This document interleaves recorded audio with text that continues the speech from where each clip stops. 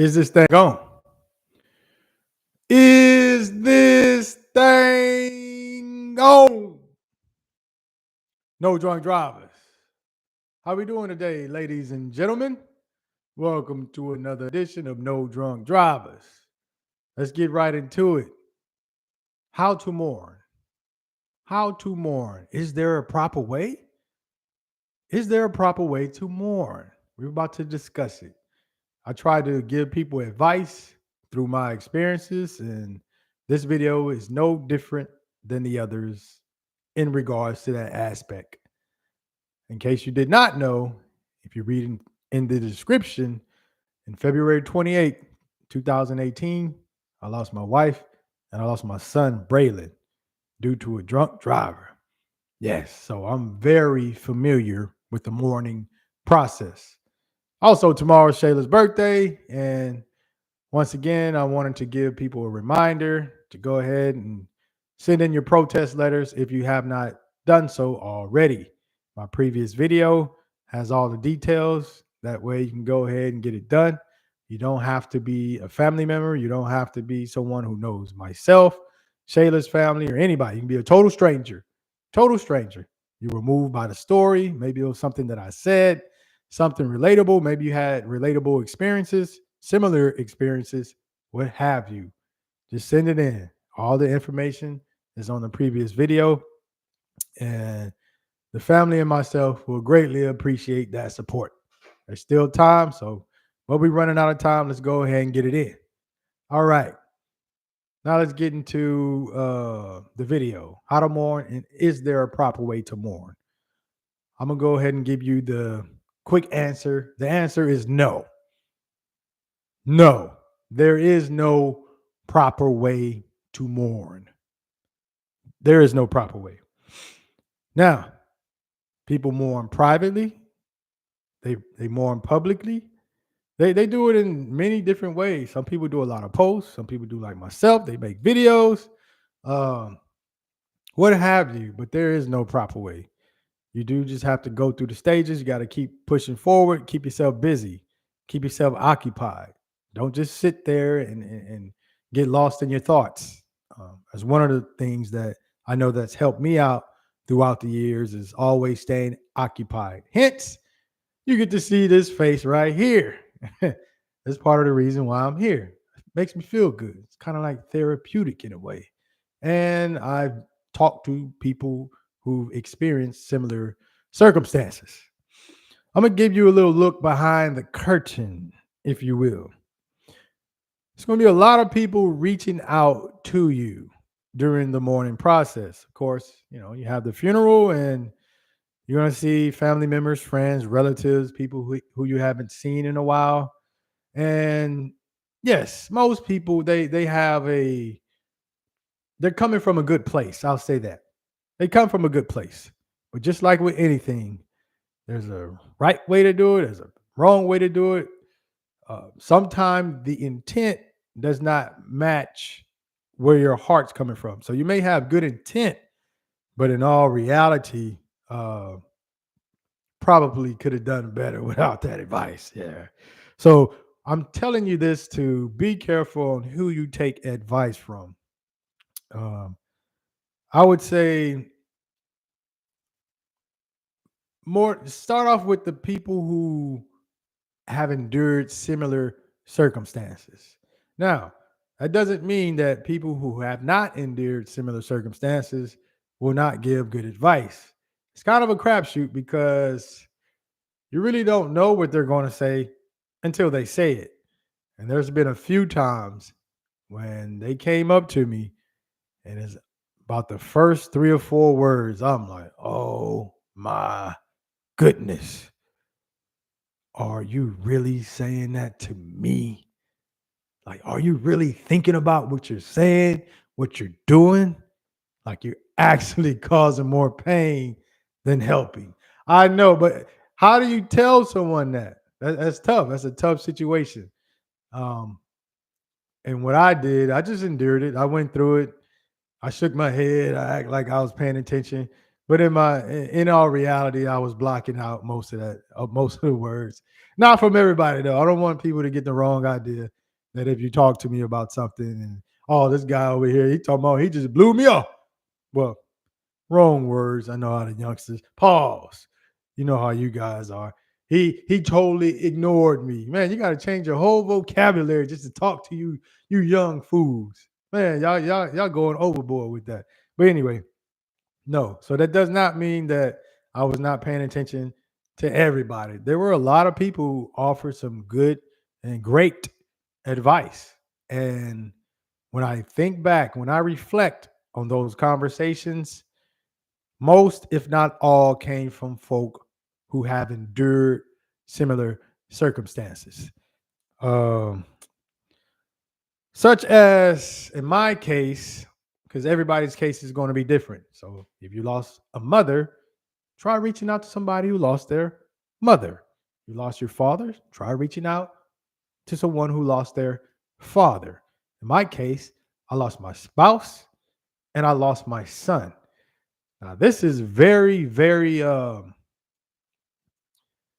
would say, extenuating circumstances. There's not many people who have lost both. They're either lost one or the other, but not both at the same time. To my knowledge, I don't think I've met anyone that lost both at the same time. Even though I know that's occurred and that's happened, but I have not. I have yet to meet anyone who has endured what I have endured. But I did meet a lot of people, well, a few folks who lost their spouse. So we'll just start there. Great advice. Great advice. Some people lost their spouse due to illness. Some lost their spouse or girlfriend in an actual vehicle wreck. Some people lost their spouse. Like I said, different circumstances. And so, in my instance, most, if not all, of the people who lost their spouse, and they were men, by the way, they told me that they treated it as if it was almost like a divorce per se. You have to treat it that way. Meaning, yes, you're gonna be sad, you're gonna mourn, but you also have to realize you're still here. And that's a tough conversation to have. And they shared their experiences, and I was floored by some of the stuff that they were telling me and some of the stuff that they endured. And one of the things that they endured were um, maybe coming from relatives of the spouse or friends of the spouse. That seems to be the common denominator in where they were experiencing the most difficulty. But also with strangers, people not knowing what to say, how to say, want to pry into your business. And so they always just told me to treat it like a divorce, but also take your time. It's you. There is no time period. Just remember that. You are the one in control. You are the one that's walking in those shoes. So always remember that and never lose focus of that. Even though you may want to actually be consoling to others, even though that's kind of strange because you're the one who lost, but other people lost too, because other people lose their friend. That may be their close friend or their mother. Not saying their mother, but relative or what have you. So it's a lot of people who they're mourning the same person as well. But you can't live life for everybody else. You have to live life for yourself. Life is for the living. So that was some great advice that I received during that process. Uh, Also, yeah, and then the bad advice for the most part, it came from folk who did not, um, and they were just reading from the book or the Bible. I hate to say it that way. I mean, it is what it is. I'm just gonna give you my truth. They were reading quotes and scriptures and things of that nature, and yeah, it sounds good. Sounds very good. Reading it, and they may say it with conviction, but as soon as they walk away, uh, those words go one ear and out the other. And you have to deal with reality. What's reality? Well, for my case, when I go to the grocery store, yeah, grocery store, I walk down a baby aisle. Hmm. You may see somebody. who looks like your spouse or your baby or your child. What about holidays? What about birthdays? Anniversary dates. It's so much so on, even songs. So all of those reminders, right? And I'll tell you one thing, you're not thinking about a scripture during that time period. I can tell you that much. I'm just giving you the real. Hopefully, just like people shared their experiences with me, I'm sharing my experiences with you all in hopes that you do take something from this, right? So let's move on. Uh, yeah. So I also lost a child. You got to remember. Yeah, like I said before, I lost my wife and I lost my son. And so I reached out to, and people reached out to me who lost their child. And those are, I would say that's a little bit more tricky. That's trickier. Not due to lack of love pertaining to the spouse and comparison or whatnot, but it's trickier when you lose a child. And you always hear the phrase or the quote that a parent does not want to, they don't want the, what does it go? They don't want to lose their child before they go, meaning they want to go before their child. And if you go through the common chronological order of life, I believe it's probably designed that way. But everything does not go according to plan. And so the people who lost their child, they always told me that it was okay to cry. It's okay to have your moments. It's okay to have long thoughts and time by yourself, but you want to honor them in ways that would make your child proud. So when you figuratively speaking, you're thinking that they're looking down on you as far as they're looking down from heaven, not looking down as in, I don't believe my father would do that. Shaking their head. No, no, no. We ain't talking about that. But it's just certain ways you have to maneuver in that aspect. Like I said, it's tricky. It's a very emotional conversation because they start thinking about their children or child who they lost, and it never goes away. It never goes away. I know for myself, I just try to continue to do things that I know that would make my son proud of his father. That works for me. Like I said, you have to figure out what works for you. But I'm just sharing my experience so that if you're unfortunate enough to be in these shoes that I am in, maybe this will help you out. Uh, Advice that did not work for me. Man, I would just say I don't want to get into too much detail because I don't want to make it details because I don't want to make it seem like I was talking down or talking crazy or not so much talking crazy or not being respectful. But I gotta keep it real. I gotta keep it real. And no, I'm not singling anybody else, singling anybody out because truth be told, the worst advice that I probably received, the worst comments I received, it seems to be the same type. And so I lost my spouse.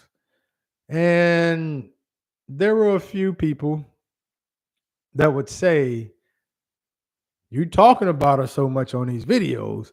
Now nobody's gonna want you now. They would say that, or they'll say, man, you act like you still not over her. And this is part of the reason why I'm making this video. Like I said, at the end of the day, you have to do what's best for you. Now let's go back to those previous comments that I just told you that was said to me. So you're telling me that you're married to someone, right? And just because they die, you have to push them to the side? You have to push them to the side so that you don't offend somebody else that you could be, potentially dating down the line or whatnot. And my answer to that is, so what? Yeah, I say, so what? You telling me you can mourn musicians? You can mourn former presidents or people who had great influence in your life. entertainers, whatever it is. You see it all the time. You're always seeing RIP this, RIP this person. You can make it t-shirts. I see people getting tattoos of entertainers or influencers or scholars. These are other humans who they did not even personally meet. You can mourn them all day, all day. But let it be your spouse. Oh no, you got to keep that on a hush. You don't want to offend. Man, please. And that's why I say that's bad advice, in my opinion, because people mourn all the time. They mourn strangers, as I just listed. So you're telling me you can't mourn somebody who you were married to? Yeah, I get it. I get what they're talking about, and I understand the lane or area that they were trying to touch on. Yes, if you're over there sobbing and crying all the time, and you're hollering, hooping and hollering the loved one name all in front of whoever you're dating, yeah, they're gonna get tired of that. I understand that. Yeah, and if you know something about me, yes, I laugh. I laugh. I always try to laugh, make light of things, even though this is a serious subject matter. But you get what I'm saying. Yeah, you don't want to be doing all that stuff because one of my quotes or phrases that I live by is too much of anything is no good. Let me say that again. Too much of anything is no good. Well, yeah, you have your time to mourn, just like with anything else. But no, for those of you who have lost their spouse, you don't have to just disregard and throw it. I don't want to say throw it away, but just push it to the side. You don't have to do anything like that. Just be respectful. You be respectful, share your testimonies, something like how I do, speak from the heart whenever the subject matter um, arises, but you move in a way to where it's like, all right, and if you're moving proper, people can see that okay, he all right, he all right. He may be talking about this, that, or this, but I get it. He's okay. He all right. He good. Or, like I said, seek advice from people who have endured similar experiences and be real with them. Don't hold back, don't hide, uncover the truth, remove that curtain of layer or whatever that is you want to call it, remove all that. Keep it real. And you do that in private conversation. Yeah.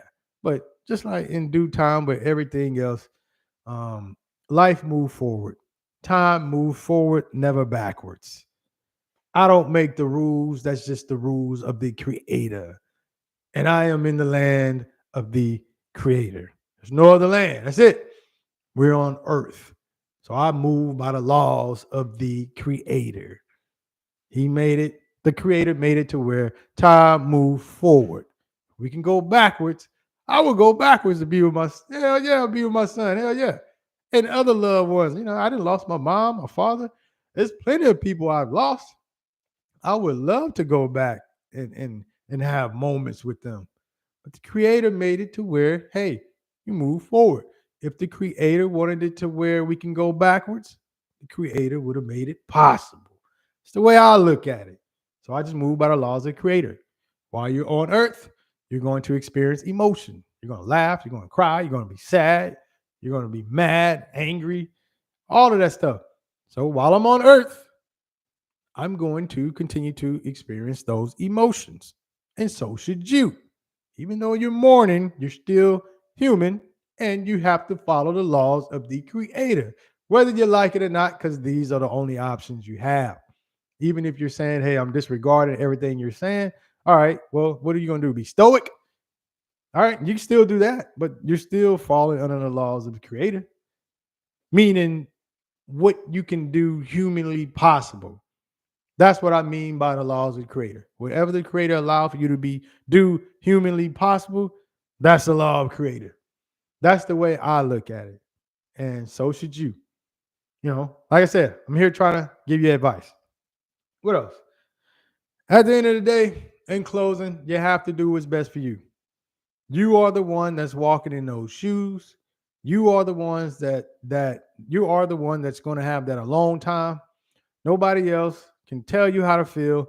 Nobody can just read something out of a book and tell you how you should feel. Listen to your mind, your body, your spirit, your soul. Listen to all of that. Take a true assessment of how you're really feeling and doing. And if you feel, and if you reach out and you tell someone these things, somebody who's close to you, and they go, hey, man, you might want to do X, Y, and Z, because some people need extra help. Not everybody can move, in I would say a productive manner, or it takes them longer to compartmentalize things. There's nothing wrong with that. You just have to be true to yourself, figure out where you're at with things, and then take it from there. Get the advice from experienced personnel who's been through this similar circumstances. I would say start there. Try to apply what they told you. Put it in your own little way. Put your little twist into it, but kind of use that base, and you just keep moving forward from there. Stay goal orientated. Continue to do things that'll make your loved one proud. And I'm telling you, that works. It worked for me. Not saying it'll work for you. Take it, absorb what I'm saying, put your little twist in there, your own formatted to your liking, because it's you. You are one of one. You are an individual, and you make it work for you. You formulate your own uh what is it? Cure per se. Maybe that's a bad word, but you formulate your own solution. There you go. You formulate your own solution. That's my advice that I have for you all. Thank you all for tuning in, and till next time. Peace.